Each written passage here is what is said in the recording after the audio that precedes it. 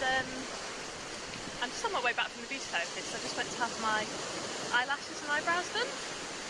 Don't know whether you can see it's that bright, but I wanted to talk about having a social life during prep today, because it's just been Easter weekend, and I was invited out to 3 different kind of meals out, and being a week before my competition, I could easily have just declined and just not gone out, but actually that's not really fair on my husband and my friends.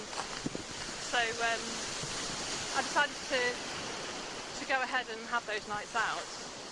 But actually, you can still have a social life when you're prepping. You just have to be a little bit organised. So what I tend to do is firstly think about where we're going to go and try and pick somewhere where I know I can eat something. But also, I look at the menu, and if I can't find anything that I could normally eat, I'll ring the restaurant ahead of time. So I'll find out if there's anything they can make up for me, whether they can adjust any of the dishes. So that's the first thing I do. The other thing is, if I go somewhere to eat out and there's nothing on the main menu and they can't change things around, I look at the side orders or the starters, and I'll order and make my own meal up out of those, and quite often you can put a decent meal together. The only thing that tends to happen is it's probably a bit low in protein, but you can always sort that out in your next meal. Especially if you're a flexible dieter like me, you can have a bit of flexibility with what you have at each meal. So yeah, I've had 3 meals out this Easter. I haven't gone off track. The only thing is not to panic about if your weight goes up the next day, because quite often restaurant food's quite salty, and if you're not used to having a lot of salt in your food, I'm feeling a bit puffy today.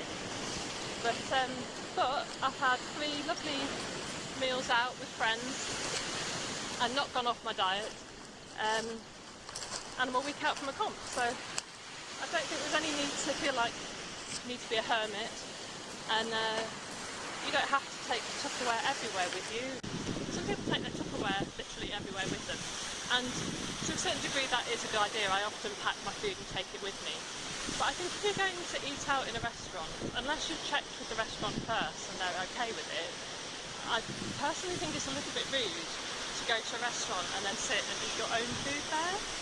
So I personally don't do that. I'll take food out with me if I'm just out for the day, but if I'm actually going to a restaurant, I'll make sure there's something I can eat there, either by ringing ahead or by making something up off the menu myself. I'm sure some people think that because I'm very flexible with my diet, that I'm maybe not as committed or as focused on my competitions. I actually think the opposite is the case. If you've got a set plan and you literally stick to that, although it's tough to stick to a set plan, it's rigid, there's no mistakes, you just follow the plan.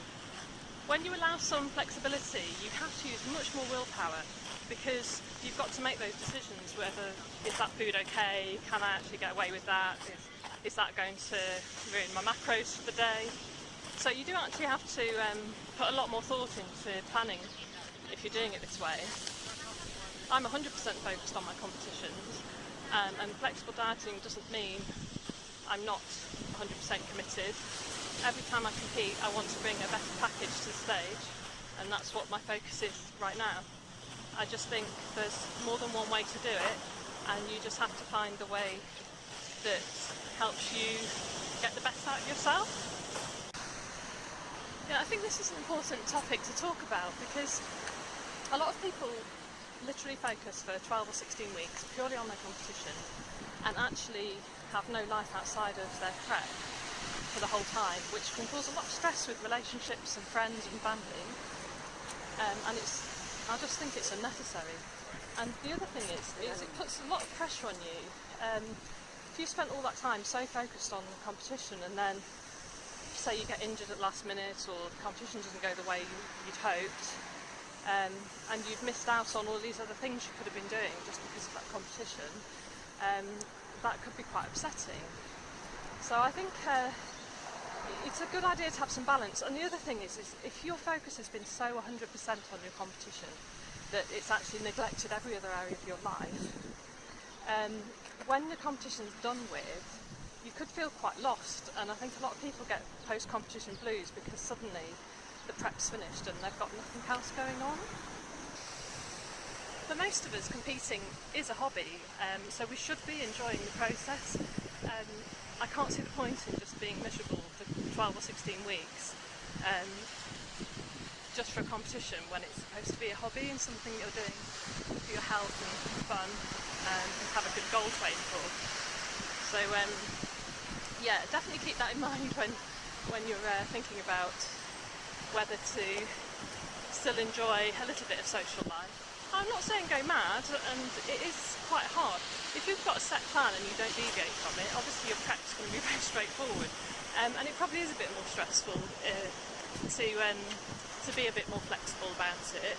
But I definitely think it's worth considering. So if you're having dilemmas like that at the moment, yeah, maybe look at how you could manage to have some evenings or days out with your friends and family, but still stay on track. So yeah, that's just what I wanted to talk about today. So I'm literally 6 days out from my competition. So I'll be doing a vlog on my travelling, and I've got 3 competitions in a row, so I'll be vlogging about them as I go. Okay, I'm going to go and finish my walk.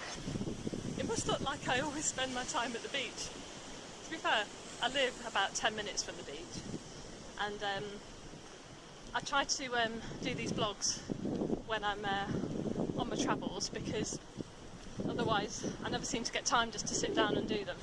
So this way I can get my cardio in, out in the sunshine, and get my vlogs done. Yeah, so sorry if they're always at the beach, but no, I am lucky. And I like to do the background walking because it keeps my metabolism up and it doesn't affect any of my other training, but keeps me active. I sit down at a desk to do all my work, so I really do like, when I can, to have a walk. So when I go to Pilates, or if I've got like a treatment today, I'll always try and walk back if I can. So, and who wouldn't want to with a view like this?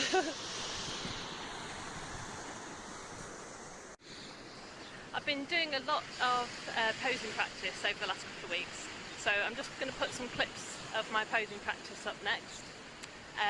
If you like this video, please give it a thumbs up, subscribe if you'd like notifications when my next one goes up, and thanks for watching.